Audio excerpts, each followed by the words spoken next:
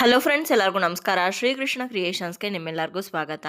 ಇವತ್ತಿನ ಈ ವಿಡಿಯೋದಲ್ಲಿ ಸಂಕ್ರಾಂತಿ ಹಬ್ಬವನ್ನು ಯಾವ ರೀತಿ ಸಂಪ್ರದಾಯದ ಪ್ರಕಾರ ಆಚರಣೆ ಮಾಡಬೇಕಾಗತ್ತೆ ಅನ್ನೋದನ್ನು ತಿಳಿಸ್ಕೊಡ್ತಾ ಇದ್ದೀನಿ. ಹಾಗಾಗಿ ಈ ವಿಡಿಯೋನ ಎಲ್ಲೂ ಸ್ಕಿಪ್ ಮಾಡದೆ ಕೊನೆವರೆಗೂ ನೋಡಿ. ವಿಡಿಯೋ ಇಷ್ಟ ಆದರೆ ಲೈಕ್ ಮಾಡಿ, ಹಾಗೆ ಬೇರೆಯವ್ರಿಗೂ ಕೂಡ ಶೇರ್ ಮಾಡಿ. ಬನ್ನಿ, ಹಾಗಿದ್ರೆ ಇನ್ನಾಗ್ತಡ ವಿಡಿಯೋನ ಶುರು ಮಾಡೋಣ. ಹೊಸ ವರ್ಷದಲ್ಲಿ ಬರುವಂತಹ ಮೊದಲನೇ ಹಬ್ಬನೇ ಈ ಸಂಕ್ರಾಂತಿ ಹಬ್ಬ. ಮಕರ ಸಂಕ್ರಾಂತಿ ಅಂತಂದರೆ ಸೂರ್ಯ ಧನುರ್ ರಾಶಿಯಿಂದ ಮಕರ ರಾಶಿಗೆ ಪ್ರವೇಶ ಮಾಡೋದನ್ನು ನಾವು ಸಂಕ್ರಾಂತಿ ಹಬ್ಬ ಅಂತ ಆಚರಣೆ ಮಾಡ್ತೀವಿ. ಇನ್ನು ಆಂಧ್ರ ಪ್ರದೇಶದಲ್ಲಿ ಹಾಗೆ ತಮಿಳುನಾಡಲ್ಲಿ ಈ ಹಬ್ಬವನ್ನು ಪೊಂಗಲ್ ಅಂತ ಆಚರಣೆ ಮಾಡ್ತಾರೆ. 3-4 ದಿವಸಗಳ ಕಾಲ ಈ ಹಬ್ಬವನ್ನು ತುಂಬ ವಿಜೃಂಭಣೆಯಿಂದ ಆಚರಣೆ ಮಾಡ್ತಾರೆ ನಮ್ಮ ದಕ್ಷಿಣ ಭಾರತದಲ್ಲಿ.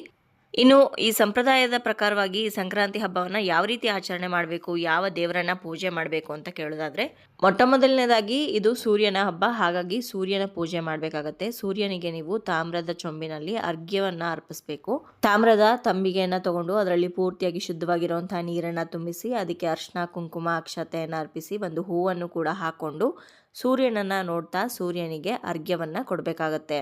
ಇನ್ನು ಈಗಾಗಲೇ ಮಾಘ ಮಾಸ ಆರಂಭ ಆಗಿರೋದ್ರಿಂದ ನೀವು ಅವತ್ತಿನ ದಿವಸ ನದಿಯಲ್ಲಿ ಸ್ನಾನ ಮಾಡಿದ್ರೆ ಬಹಳನೇ ವಿಶೇಷ. ನದಿ ಅಥವಾ ಸಮುದ್ರದಲ್ಲಿ, ಅದರಲ್ಲೂ ಪುಣ್ಯಕ್ಷೇತ್ರಗಳಲ್ಲಿ ಸ್ನಾನ ಮಾಡಿ ಅಲ್ಲೇ ನೀವು ಸೂರ್ಯನಿಗೆ ಅರ್ಘ್ಯ ಕೊಟ್ಟರೆ ಬಹಳನೇ ವಿಶೇಷ.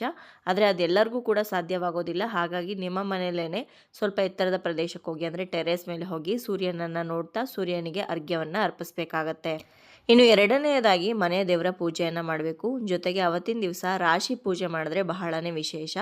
ಯಾಕಂದರೆ ಈ ಸಮಯ ಏನಿದೆ ಇದು ರೈತರು ಬೆಳೆದಿರೋ ಅಂಥ ಎಲ್ಲ ದವಸ ಧಾನ್ಯಗಳನ್ನು ಮನೆಗೆ ತುಂಬಿಸ್ಕೊಳ್ಳೋ ಅಂಥ ಸಮಯ ಆಗಿರೋದ್ರಿಂದ ಆ ಧಾನ್ಯಗಳು ಮನೆಯಲ್ಲಿ ಯಾವಾಗಲೂ ಕೂಡ ತುಂಬಿರಲಿ, ಧನಧಾನ್ಯದ ಕೊರತೆ ಮನೆಯಲ್ಲಿ ಆಗದೇ ಇರಲಿ ಅನ್ನೋ ಕಾರಣಕ್ಕೆ ನಿಮ್ಮ ಮನೇಲಿ ಇರ್ತಕ್ಕಂತಹ ಬೇಳೆ, ಅಕ್ಕಿ, ರಾಗಿ, ಗೋಧಿ ಏನೇ ಆದರೂ ಪರವಾಗಿಲ್ಲ, ಅದನ್ನು ದೇವ್ರ ಮುಂದೆ ರಾಶಿ ರೀತಿಯಲ್ಲಿ ಹಾಕಿ ಆ ರಾಶಿಯ ಮೇಲೆ ನೀವು ಅರ್ಶಿನ, ಕುಂಕುಮ, ಅಕ್ಷತೆಯನ್ನು ಅರ್ಪಿಸಿ, ಅನಂತರ ಹೂಗಳನ್ನು ಇಟ್ಟು, ಅದರಲ್ಲೂ ವಿಶೇಷವಾಗಿ ಅವರೇ ಹೂವನ್ನು ಇಟ್ಟು, ಸಾಸಿವೆ ಹೂವು ಆಗಿರ್ಬೋದು, ಹುಚ್ಚಳ್ಳು ಹೂವು, ಈ ರೀತಿ ನಾವು ಹೊಲದಲ್ಲಿ ಯಾವ ರೀತಿಯಾದಂಥ ಹೂಗಳು ಸಿಗುತ್ತಲ್ಲ ಅಂಥ ಹೂಗಳನ್ನು ಆ ರಾಶಿಯ ಮೇಲೆ ಇಟ್ಬಿಟ್ಟು ಪೂಜೆ ಮಾಡಿ ತುಂಬಾ ಒಳ್ಳೆಯದಾಗತ್ತೆ.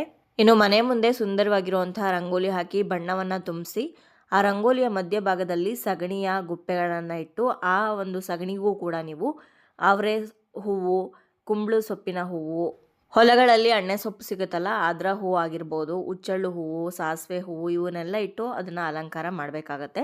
ಇನ್ನು ಮನೆಯಲ್ಲಿ ಅವತ್ತಿನ ದಿವಸ ಕಡಲೆಕಾಯಿ, ಅವರೆಕಾಯಿ, ಗೆಣಸು ಇದನ್ನೆಲ್ಲ ಬೇಯಿಸಬೇಕು. ಅನಂತರ ಮುಖ್ಯವಾಗಿ ನೀವು ಮಾಡಬೇಕಾದಂತಹ ಪೂಜೆ ಯಾವುದು ಅಂದರೆ ಹಸುವಿನ ಪೂಜೆ ಮಾಡಬೇಕು, ಗೋಪೂಜೆ ಮಾಡಬೇಕು. ಸಂಕ್ರಾಂತಿ ಹಬ್ಬದ ದಿವಸ ಗೋವಿನ ಪೂಜೆ ಮಾಡೋದು ಬಹಳನೇ ವಿಶೇಷ. ಹಳ್ಳಿಗಳಲ್ಲಿ ಅವರವರ ಮನೆಯಲ್ಲಿರ್ತಕ್ಕಂಥ ಎಲ್ಲ ಹಸುಗಳನ್ನು ತೊಳೆದು ಅವನ ಸುಂದರವಾಗಿ ಅಲಂಕಾರ ಮಾಡಿ ಸಂಜೆಗೆ ಆ ಬೆಂಕಿ ಮೇಲೆ ಕಿಚ್ಚಾಯಿಸೋವಂಥದ್ದನ್ನು ಕೂಡ ಮಾಡ್ತಾರೆ. ಆದರೆ ನೀವು ಬೆಂಗಳೂರಲ್ಲಿರೋರು ಆ ರೀತಿ ಎಲ್ಲ ಮಾಡೋದಕ್ಕಾಗಲ್ಲ ಅಂತ ಅನ್ನೋರು, ಮನೆಯಲ್ಲೇ ನೀವು ನಿಮ್ಮ ಮನೆ ಪಕ್ಕದಲ್ಲಿ ಯಾವುದಾದ್ರೂ ಹಸುಗಳಿದ್ದರೆ ಅವಕ್ಕೆ ಪೂಜೆಯನ್ನು ಮಾಡ್ಬೋದು. ಪೂಜೆ ಮಾಡಿ ನೀವು ಬೇಯಿಸಿರ್ತೀರಲ್ವ ಅವರೆಕಾಯಿ ಹಾಗೆ ಕಡಲೆಕಾಯಿ, ಅದನ್ನೆಲ್ಲ ತಿನ್ನಿಸ್ಬೋದು.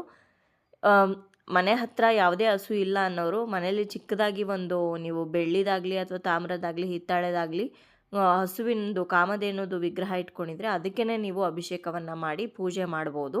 ಸೂರ್ಯನಿಗೆ ಅರ್ಘ್ಯ ಆಯಿತು, ಮನೆ ದೇವ್ರ ಪೂಜೆ ಆಯಿತು, ರಾಶಿ ಪೂಜೆ ಆಯಿತು, ಹಾಗೆ ಗೋವಿನ ಪೂಜೆನೂ ಕೂಡ ಆಯಿತು. ಇವಾಗ ನಿಮ್ಮ ಮನೇಲಿ ಏನಾದರೂ ಚಿಕ್ಕ ಮಕ್ಕಳಿದ್ರೆ ಅವ್ರಿಗೆ ಫಲ ಎರೆಯೋದನ್ನು ಮಾಡಬೇಕಾಗತ್ತೆ. ಒಂದು 6-7 ವರ್ಷದವರೆಗೂ ನೀವು ಇದನ್ನು ಮಾಡ್ಬೋದು.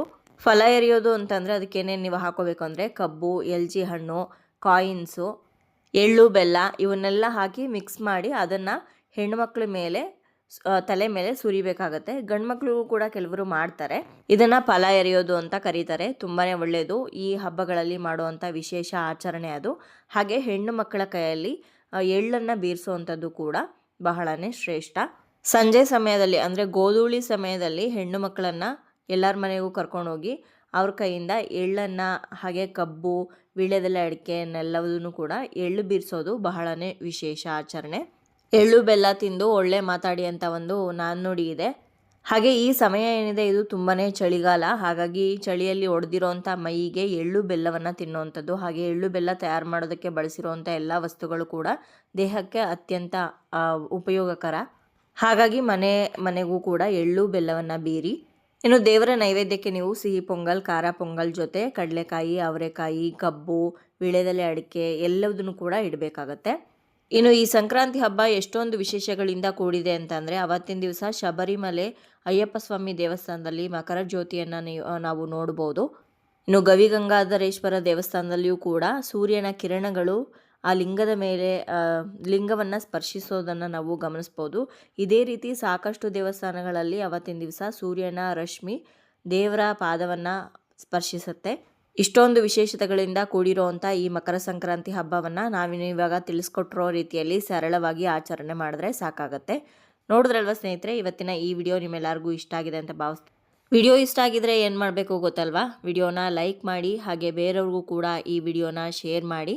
ಹಾಗೆ ನಿಮ್ಮ ಅನಿಸಿಕೆ ಅಭಿಪ್ರಾಯವನ್ನು ಖಂಡಿತವಾಗ್ಲೂ ಕಮೆಂಟ್ ಮುಖಾಂತರ ತಿಳಿಸಿ. ಮತ್ತೊಂದು ಉಪಯುಕ್ತ ಪೂಜಾ ಮಾಹಿತಿಯೊಂದಿಗೆ ನಿಮ್ಮನ್ನ ಮತ್ತೆ ಭೇಟಿ ಆಗ್ತೀನಿ. ಅಲ್ಲಿಯವರೆಗೂ ಧನ್ಯವಾದಗಳು. ಲೋಕ ಸಮಸ್ತ ಸುಖಿನೋ ಭವಂತು.